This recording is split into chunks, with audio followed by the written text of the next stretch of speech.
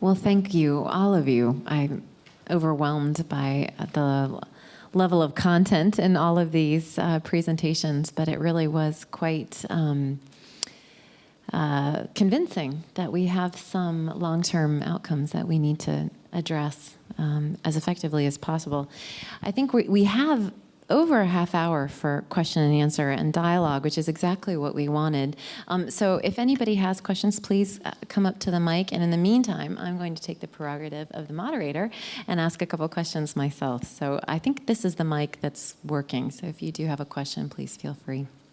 So the first question I have is a more general question, which is the process that we undertook, and it was the brainchild of Chris and Linda, but that we all undertook together to link these two types of research was, as far as I know, relatively unique. And some of you touched on that. And I was just wondering, from your perspective, having been a part of it, what were the unique understandings discovered by linking these bodies of research? Is it actually a unique process as far as you know? And what do you think was gained and potentially lost by using this process of inquiry? So if any of you have any thoughts on that, I'd love to start with that question. And feel free to. Well, I guess first I have to begin with personal development. I came into this process very skeptical about these early critical periods, and I've come out much more convinced now that before age 2 we need to do something, because I've always been compelled by the notion that there are critical periods all along in the lifespan, but some are more critical than others, I think. You know, one of the insights that I've gotten or been reinforced is just that we address these issues as if they're siloed, but some of the solutions that we've talked about here in terms of strengthening families and supporting environments that are safe, stable, and nurturing cut across the health outcomes that we're interested in this room, as well as many other health outcomes that we're concerned about. Well, first, I'm glad Oscar has been converted. That's good news. One of the things I have been reflecting on since our first talk this morning is, if you look at the outcomes that we've described from either HIV-infected or HIV-exposed kids, or kids who've lost their parents because of HIV or AIDS, you can actually plug in any number of different causal events in there. So depression, anxiety, PTSD, growth stunting, any number of things. So there seems to be this way that the brain responds to adversity in sort of almost a final common pathway. And from a modeling perspective, as I was listening to Linda this morning, from a modeling perspective, if we want to understand whether these outcomes are due to infection exposure in utero or being raised with an HIV-affected parent, we, I think, have some hard work to do, because we need to know. It's an issue of sensitivity and specificity. Our measures are clearly sensitive to picking up differences, but whether they're specific to HIV or not, we don't know.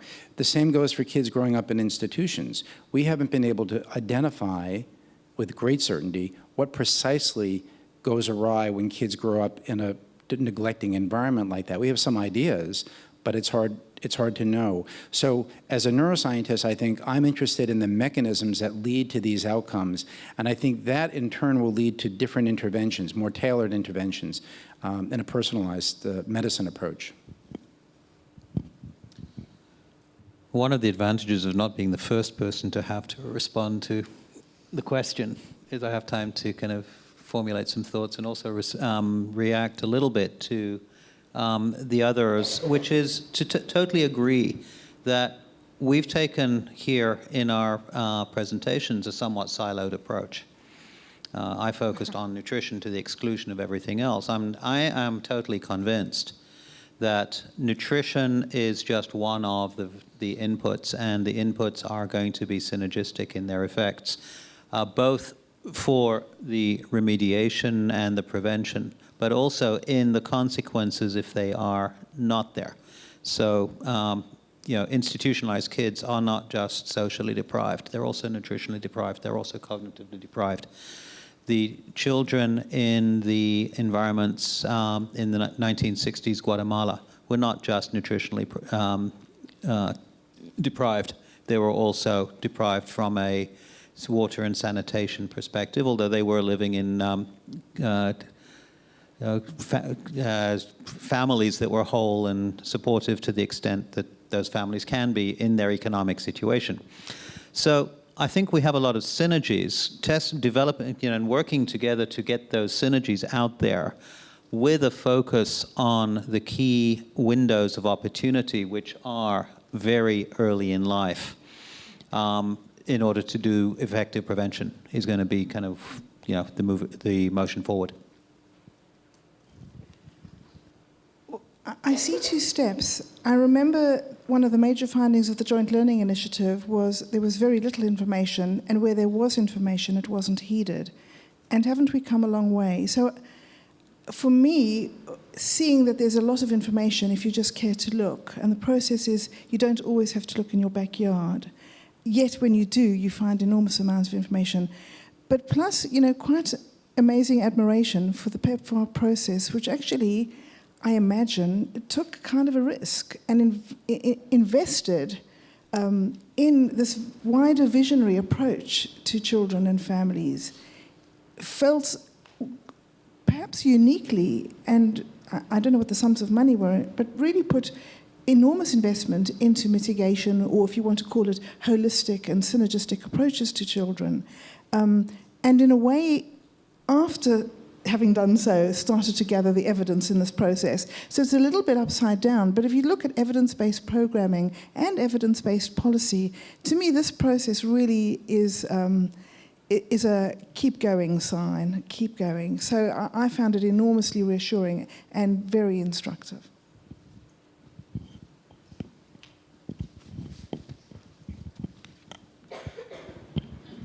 Like passing the hot potato there.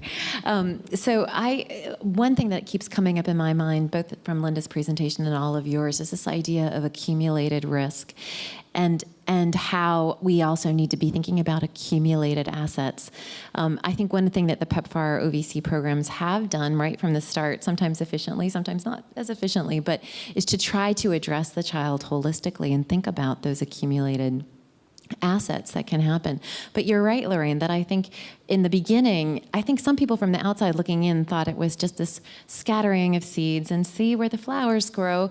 But actually, there is a logic in that because of the accumulated risks, we need to be addressing children from all sides in all of these different domains. So one more question before we get, I'd just like to know from all of you, what do you think, and it doesn't have to be everyone answering, we don't have to go down the row, but if any of you have thoughts on what are ways to better look at accumulating assets and thereby promoting resilience in children in a way that keeps us from these sort of domain-specific interventions? Does anyone have any thoughts on that, or is that too difficult a question? Maybe someone in the audience has an answer. Oh, does this one work? Yeah. Well, I'm prepared to jump in just to defer to, as we know, there's lots of brilliant people, thank you. That was really important, sitting in the audience. And one of the papers that I was really privileged to work with Lucy on, which we were trying to see, is there an opposite to ACE? ACE is a cumulative, and we came up with GRACE. And in fact, if you try and look in the literature, if you look at cumulative good things, I never remember what GRACE stood for, but it was such a great acronym that we stood for. It was basically cumulative good things, and you actually see that it works counter to ACE. So it's not just the idea of make one thing happen. It's about if cumulative bad things happen, it does detrimentally affect the child, and cumulative good things. And that does address the question of if we don't know quite what the causal pathways are, a magic bullet approach is probably short-sighted, but if we spread the net quite widely and try everything that we do have some evidence on, we might get it right, but we also might give a cumulative good effect in the process. I like to quote Tolstoy. All happy families are happy in the same way. Unhappy families differ in the reasons for the unhappiness. And I think that totally echoes that it's that kind of the more good one can do to get to that ideal place that Linda was talking about of kind of what is the optimal child rearing environment, the better things are going to be. And we come from each from our own perspective, whether it's nutrition, whether it's cognitive psychology, whether it's neurology. But the end product is kind of this, it is a holistic approach, and it has to be, but and the more one can do, the better. I'm going to be a bit of a naysayer and approach this through the lens of development. I think early in life, in the first few years, the biggest protective factor is a warm, supportive relationship. So we know that these buffering relationships can protect against adversity. But some of the kids we're talking about don't have that option. So if they are missing that key ingredient in the first few years, they're also at a point in time where they're developmentally immature and can't accumulate these protective factors, which is what you're describing, until they're older. But if those first few years have flown by without that basic protective relationship, then there's a very real risk that they won't be able to accumulate those resilient factors, whatever they are. The other thing that we haven't talked about, which is probably maybe not be the time, but the horse is now out of the barn, which is we haven't talked about genetics. So some of the individual differences that we're talking about clearly reflect an interaction between one's biological inheritance and one's environment. And that's a sticky thing to model because most of us deal at the group level. But there are all, you know, to take some liberties with the genetics, we have risk and protective genes. And we have gene sets where there are combinations of genes that confer protection or confer risk depending on the environment.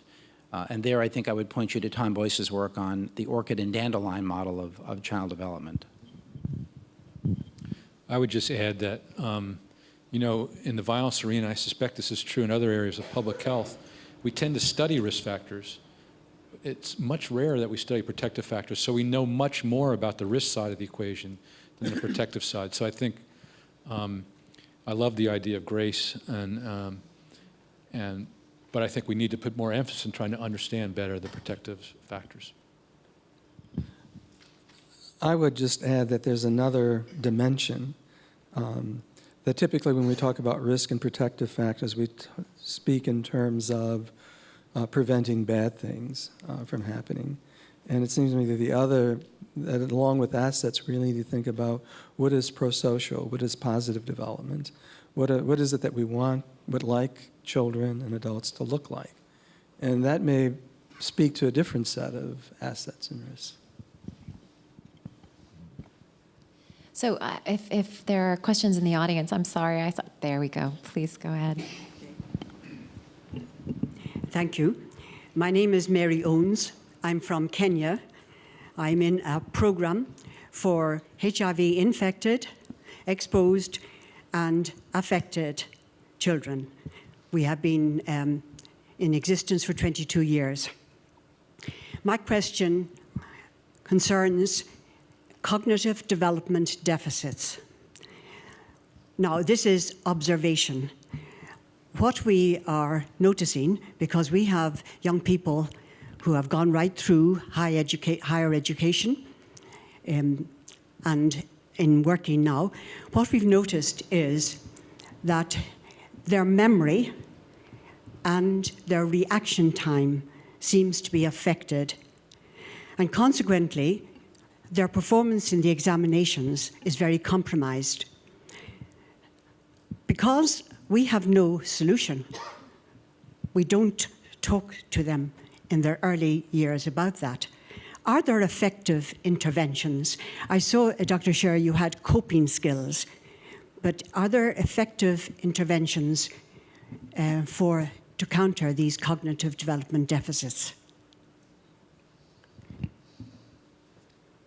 Specifically memory and reaction time? Yes. Let me back into this by trying to figure out why they have those deficits. And the common denominator probably is that either through the infection itself or more likely the stress associated with growing up in that environment targets a part of the brain that deals with memory. It's a part of the brain that is rich in receptors for stress hormones. And it's well known that elevated levels of what's been referred to as toxic stress can have a deleterious effect on the development of that part of the brain, leading to memory problems. Reaction time is more interesting. I was thinking about, nutrition and myelination, but that's, the reaction time effects are probably due to any number of things that are if you did an IQ test, you'd find processing deficits or processing time deficits. The interventions tend to be the kinds of things that many of us are starting to do as we get older, which is to learn mnemonics to help us remember things. If you look at the literature on memory, if you ask a 4-year-old the question, I'm going to say a bunch of numbers out loud, how many do you think you can remember? And we would say 5 or 6 or 7. They would say 30. And then you read some numbers and they remember 3 or 4. And then you say to them, okay, let's do this again. How many do you think you can remember this time? They'll say 40. And the reason for that is that they are lacking this metacognition, the awareness that things can be forgotten. And what you start to learn when you go to school are the skills of how to memorize. So if you can identify the kids that have a memory problem of one sort or another, there's a whole different part of the brain that allows you to develop a set of skills that helps you remember, the tricks for memory, in a sense. Mm-hmm. Yeah. Reaction time is going to be harder. Practice can improve reaction time, but it tends to be specific to one domain. It may not generalize to other domains. I would care less about how fast they can push a button, but how fast they can do math or mental calculations is a whole other matter entirely. And my intuition is that's going to be a little bit more intractable to an intervention, but I'm not sure. Mm-hmm. There's some work going on at the University of North Carolina where they're looking at what teachers do to improve memory of children. And so there's some interest, and so they're actually applying these things in classrooms. And it has to do with, one, associating affect to it, of relating, of information, of relating the experiences that they've had shared to new information that they're trying to learn. But I think, I think that would be worth looking at. To some extent, they're early on in there, but they've been working with young children mostly, but their results are fairly promising. Thank you. Yeah. Very little to add to that, because you've heard the kind of excellent responses. Just to say that one of the interventions was something called cognitive rehearsal, which fits into the items that Chuck was describing. So those could be brought up. But really, maybe we should be looking to the whole special education field, because we do know that maybe you can't obliterate or turn the clock back, but there's certainly a lot we could do, and we should be learning from that. And in terms of policy, we should be looking at linking special education to the academic needs of these children very early on and providing for them. And I would also tell you that a child who's struggling at school, who is falling behind, they know they are, and that's a child who will be much quicker to give up school to care for the parent when the parent's ill, or to go and stand by a market to sell bananas instead of the parent when they can't get out. Mm-hmm. So we set up cycles of disadvantage. And furthermore, a child who's not making good decisions, we're then going to ask them to make safe sex decisions and good partnership decisions, to negotiate. And those are the very deficits and skills that those child. So we're setting up cycles upon cycles of problem. Maybe we can't obliterate, but we can certainly support. Thank you. Next Before question. you go away, Charles Newton is a Oxford neurologist who works in Kenya, and he's a pediatric neurologist. He's someone you might want to make contact with. Do you have any idea in which program? No. Okay. He's in Kenya. That's all I know. Oh. Just Okay. ring his doorbell. Okay. Thank you. Okay, thank you.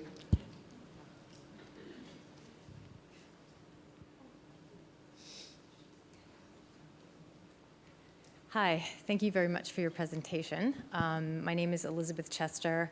Most recently worked with the AMPATH program in Kenya, ran the Orphans and Vulnerable Children program, which is a home-based program for over 20,000 children. So I think my question is probably aimed towards Dr. Nelson. When you had done your studies about the institutions, I'm wondering if you had done any part of the study which compared institutions or children in certain types of institutions, because though we're huge proponents of home-based care and we knew that that was the most ideal situation, there were many times when I was so grateful that there were some really great homes to put these children in because the alternative was horrible. So I was just wondering if there's any room for, I don't think that institutions can go away either. There is still a need for them in some contexts. So are there some good ones out there? So the first time I think Linda and Lorraine and I met a few years ago was here on an issue of orphans. And that very issue comes up a lot, which is, you know, not all institutions are created alike, the same way not all families are created alike, right? So we have a continuum of care. So what I would argue is that I can tell you how to improve an institution to make it better than an awful institution, but there's nothing you can do to an institution to make it as good as a family. Mm-hmm. But since we also have awful families, we're often faced with the conundrum of an awful family versus a better institution. Now, Kate Wheaton at Duke, who's published several papers where she, I think, misleads the reader to think that institutional care is good for kids, it's simply relative to the alternative. Mm-hmm. So I have personally steered away from trying to make better institutions because I know that governments will jump on that and say, well, let's just make more institutions. But I also know that if we draw from, for those of you from the US, the NICHD daycare study, which has been going on for 20 years, there are valuable lessons there for how to improve congregate care in general. There's no perfect answer to your question. In fact, I would almost argue there's not even perfect. That's not even a good answer to your question. I think that if you're faced with the dilemma of awful families versus improved institutional care, I can tell you the 5 or 6 things to do to improve an institution. But there may be political fallout if you do that. And that's the dilemma. But what I learned at this meeting several years ago was that I live in a bubble. And I think that the idea of getting rid of all institutions is really unrealistic. But we can think about it. But we do need to find alternative care situations for these kids. So that's the longest non-answer I can think of.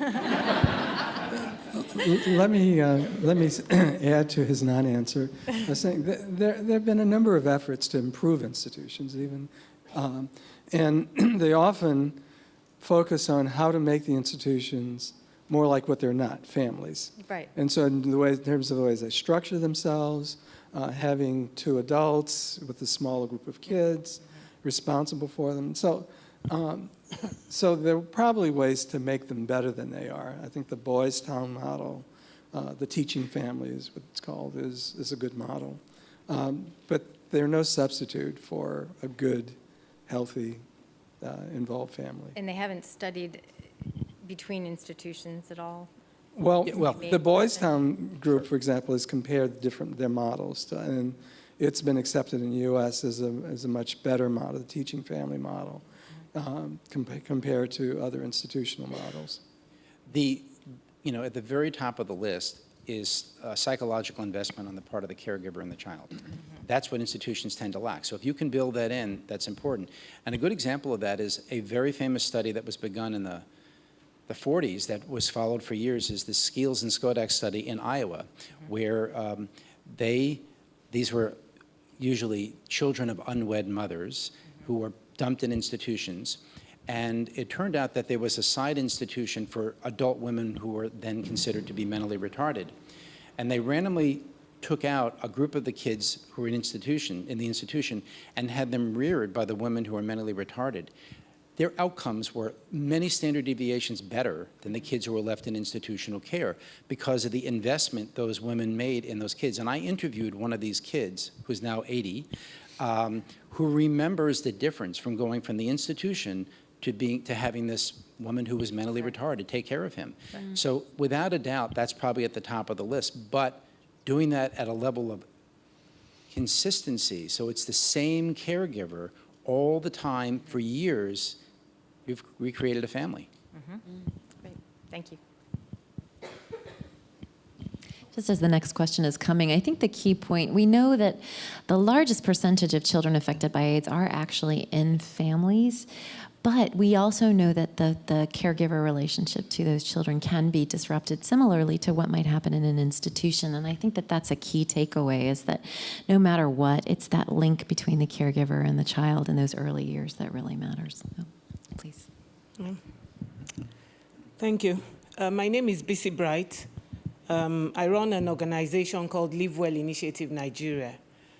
I have two questions. The first question has to do with vulnerable kids that are not necessarily orphaned by HIV/AIDS, but we are working with a group of kids that are street kids. They ran away from home, and to get indoctrinated, once the kid runs away from home and they're on the streets, if it's a male child, he must be involved in a gang rape, and that really makes them believe that he's now one of them.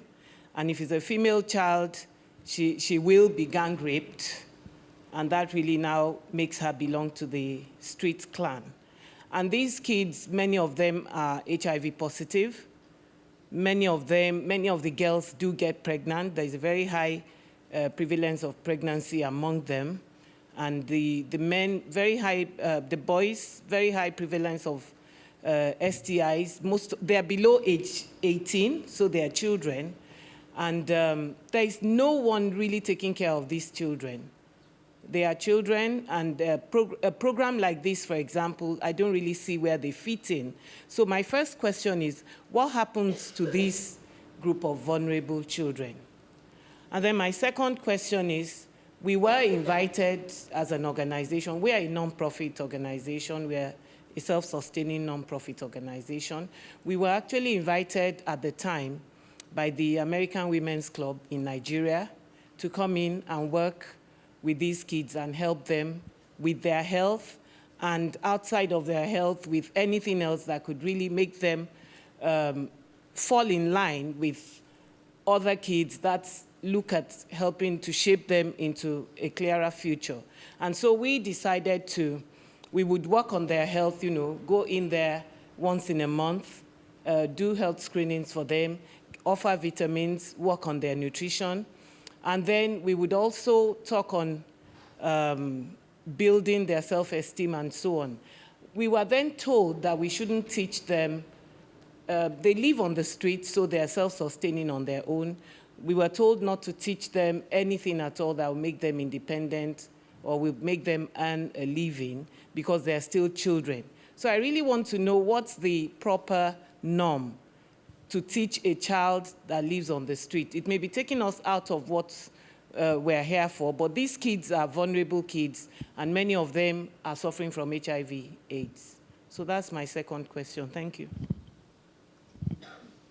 Well, my answer is you should talk to Susan Hillis over here, who's done this type of work with street children and successfully reducing HIV and violence in a group of street children in Russia and the Ukraine, I believe. But you should definitely talk to her. She has a lot of information and knowledge. Susan, why don't you stand up? Oh, okay, I met you. Okay. Okay, thank you.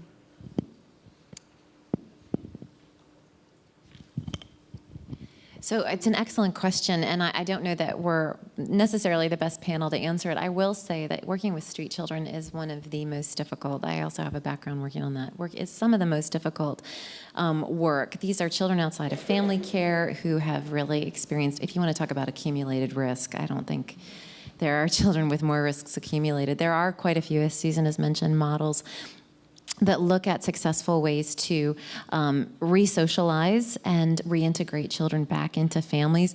But the best models always have that at the end. And it's not easy, but it's that idea of children need to be in families, no matter what age. It's not easy, but I think that if I were to put the most successful models are the ones that work towards that. So. Thank you.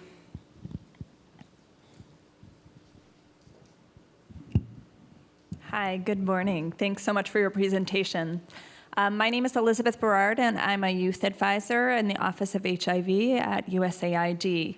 And I'm really, really excited to hear you all talking about resiliency, because USAID is doing a lot with resiliency across many of the different sectors, developmental sectors that USAID's working in. USAID released its Youth and Development Policy in October of 2012. And across the sectors, including education and workforce development and civic participation, adolescent reproductive health, we're talking and thinking more as an agency about resiliency and how resiliency affects outcomes across sectors for young people specifically. And I'm wondering if there are any considerations, recognizing we're talking about the under twos. I'm wondering if there, in some aspects, I'm wondering if there are specific considerations that we should be thinking about that may differ for the young children versus young people and adolescents. Thanks. Everyone's jumping at once. That's an easy question, apparently. I think the efforts at the under 2 population will build the resilience that these kids will need when they become adolescents. I think kind of, we're thinking longitudinally as opposed to cross-sectionally. That's my take on it.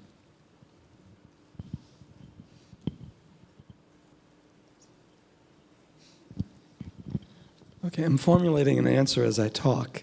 But since I was initially skeptical about critical periods and really thought it was important to think about how do you promote resilience all along, what your question I interpret as a developmental one.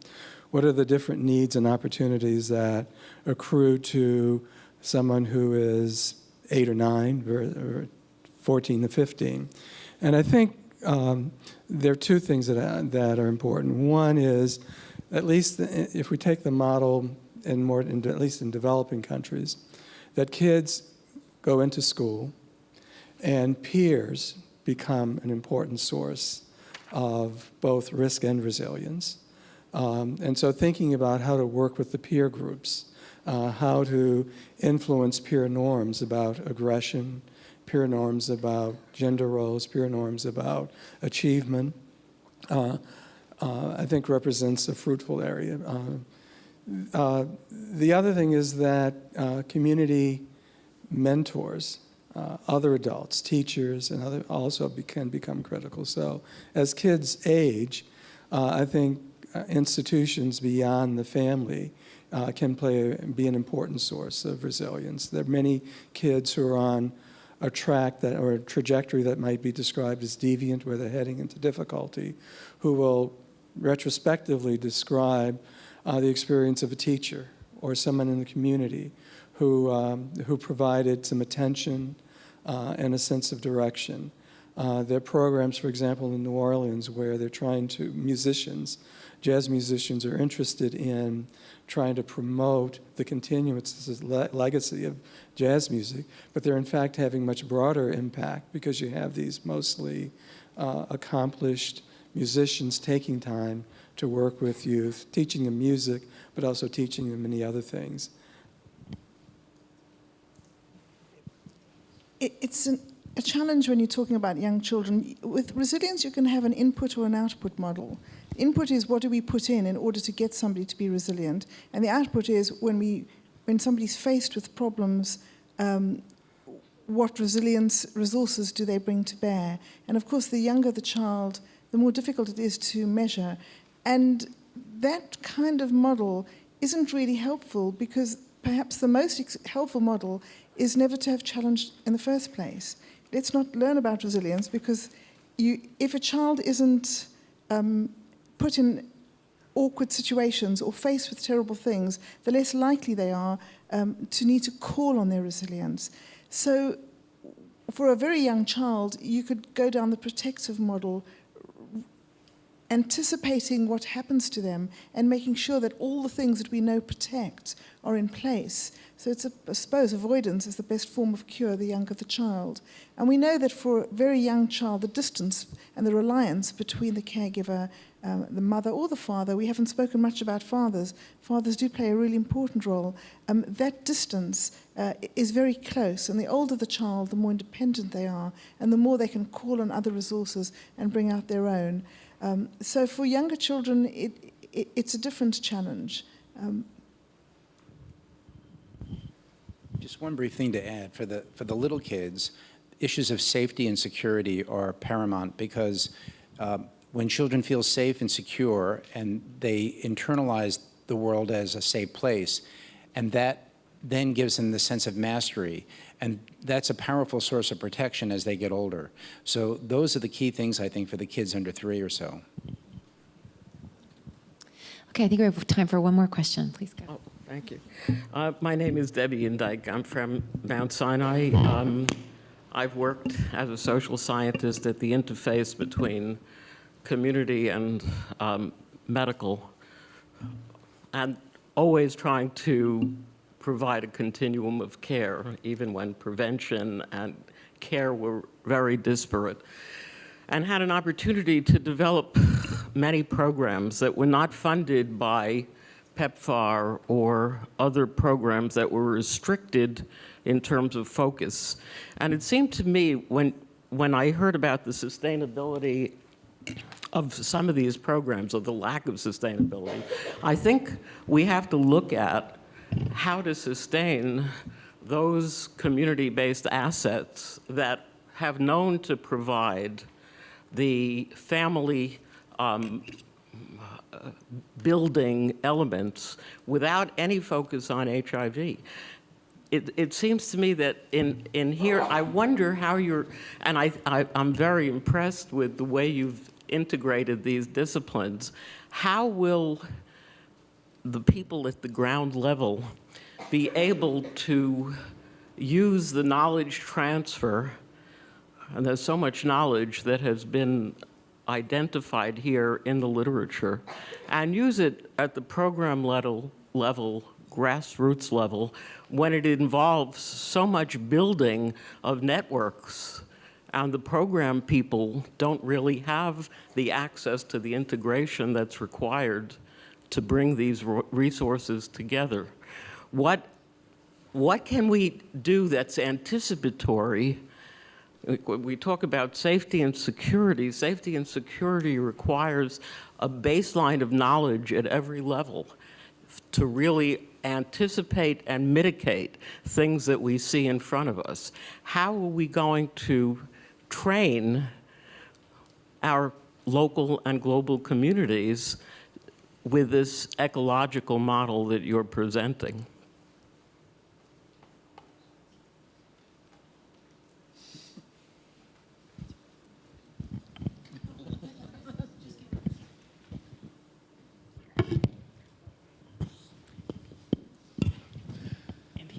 That's a big question, and of course it's an essential one. And I don't know that I have the answer, but I know that we think about it a lot, specifically in violence prevention. But one of the key issues, I think, is to build. We need intermediary organizations that can support the type of interventions and programs that we think are important, that cross-cut these things, that can provide information to churches, other civil society organizations that can deliver parenting programs or even deliver cognitive behavioral therapy to children that suffer from adversity and may benefit from those interventions. So my answer is that we need to build a system of support for the organizations at the grassroots that can do this information. So they're using the best knowledge, the best information about what works as they reach out to children in their communities. Your question was complex in that it had at least two parts. It's sort of how do you value institutions and organizations which provide this kind of supportive structure even though they weren't involved in HIV but are doing the things that we've been talking about. And the second one is how do you train, sustain, disseminate knowledge that we've been talking about to these organs to make them more available. So I can address, I'll leave it to the funders and policymakers to talk about valuing. And so, but think about this. If I wanted to know how to plant a cherry tree, I go to find a YouTube video. There are loads, we have many more democratic means of disseminating and sharing and accessing information. We've not been very creative about, I would say, I'll start with me. And so I'm trying, how do I make available the knowledge that I have? And I think we're coming late to the game, but I think we're slowly doing, developing podcasts, developing YouTube videos, developing telephone apps that people can. So basically, I would say that there's technology now that leaves no excuse for people like me for leaving my books unread, my papers unread, et cetera. Thank you. I don't have answers, but I have a reflection. As you were talking, you reminded me of some of the work of Kathy Campbell, who described very eloquently what she called AIDS-competent communities. And I think I just want us to think that it's not such a one-way street, like we gather all the goodies and we put them on a train and we, whoever we are, go and give it to them, whoever they are. I think it's a little bit more organic and complicated. And, there is some kind of enormous human potential that does rally. And if you look at the studies on AIDS-competent communities, they don't sit at the airfield with their hands open waiting.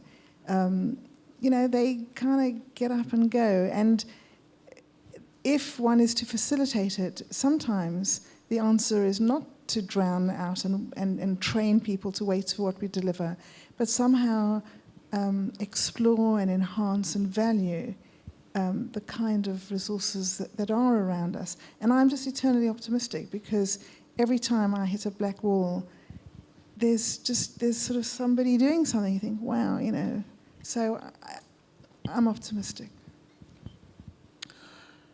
I'm kind of maybe on fairly thin ice here, but it seems to me that kind of a focus on HIV/AIDS is in and of itself a silo, and that the issues that we've been talking about, that Linda was talking about, I'm sure, that affect all families and children in stressed environments.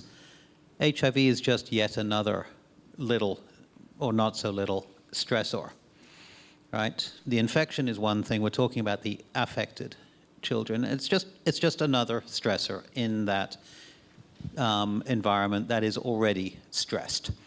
And I don't want to be thinking about what we're going to be doing in a year when we talk about the next stressor that has just hit Africa. Well, on that note, I would like to end actually by building off of Dr. Mercy's comment, which is the building of systems. And one thing that PEPFAR Orphans and Vulnerable Children programs through USAID have been doing is a lot of systems building, both at the community and the national level. And I think that is a good step forward. We can do more, but it's a very good step forward towards the sustainability long after PEPFAR and other partners are gone from these communities, from these families. The hope is that the system, and when we talk about system, we mean comprehensively, will remain. So, but that's a topic for another day.